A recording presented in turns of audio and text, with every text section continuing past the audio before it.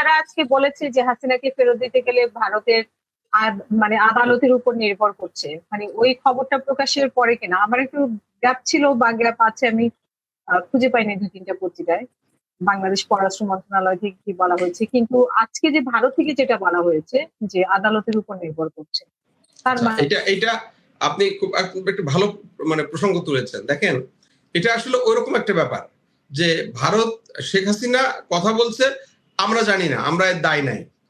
অর্থাৎ ভারত অন্যের ঘাড়ে রেখে ইস্যুটাকে বাইপাস করছে, তারা পর্দার অন্তরালে খেলছে। ঠিক যখন বাংলাদেশ কার্যকরভাবে ভারতের উপরে চাপ সৃষ্টি করেছে শেখ হাসিনাকে ফেরত দেওয়ার জন্য, ঠিক তখনই ভারত মানে তাকে ফেরত না দেওয়ার জন্য আদালতের আশ্রয় নিচ্ছে, যে আদালতে তার বিষয়টাকে টেনে নিচ্ছে, যে আদালতে যেহেতু কেসটা আদালতে চলে গেছে, আদালত থেকে এখন সিদ্ধান্ত না আসা পর্যন্ত আমরা হাসিনাকে ফেরত দিতে পারবো না। এটা স্রেফ মানে সেই ইস্যু, এটা স্রেফ সেই ইস্যু।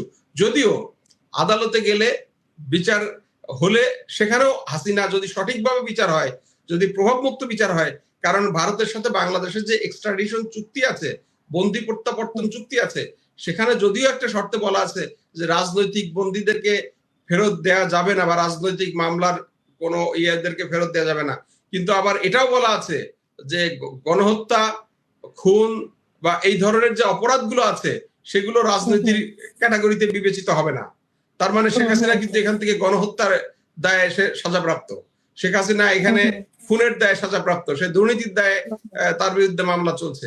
তো কাজেই এই মামলাটাও যদি মানে প্রভাববিহীন হয় ভারতের, তাহলে কিন্তু তারা এই মানে কোর্টের দিয়েও বেশি দিন ঠেকিয়ে রাখতে পারবে না।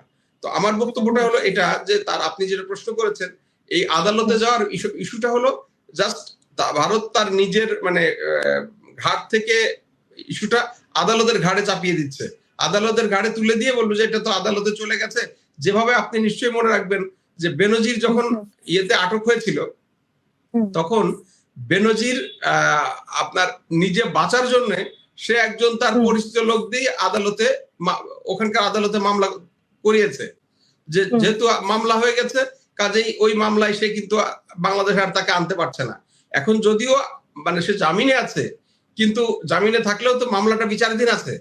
ওই মামলাটার যতদিন রায় না হবে ততদিন কিন্তু বাংলাদেশ তাকে, যেহেতু ওখানকার আদালতে একটা মামলা আছে, তাকে কিন্তু বাংলাদেশে আনতে পারছে না।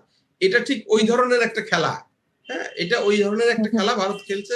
কিন্তু এই খেলা খেলে আসলে খুব বেশি লাভবান হতে পারবে না, কারণ ভারত এখন ওই জায়গায় নাই, বিশ্ব রাজনীতিতে ওই জায়গায় নাই। বাংলাদেশের হাতে এখন যথেষ্ট অপশন আছে।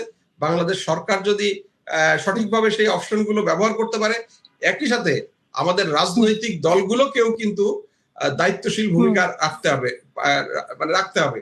রাজনৈতিক দলগুলো যদি দায়িত্বশীল ভূমিকা না রেখে শুধুমাত্র ক্ষমতার লোভে এক ধরনের মানে চাপ সৃষ্টি করে, অতিরিক্ত পরিস্থিতি সৃষ্টি করে, যেটার জন্য সরকার সরকারকে বাধ্য করে ফেলে, এই ধরনের পরিস্থিতি যদি না করে, আমি মনে করি বাংলাদেশ ভারতের এই যে মানে হেজিমনি, এই হেজিমনি থেকে বেরিয়ে আসতে পারবে বলে আমার ধারণা।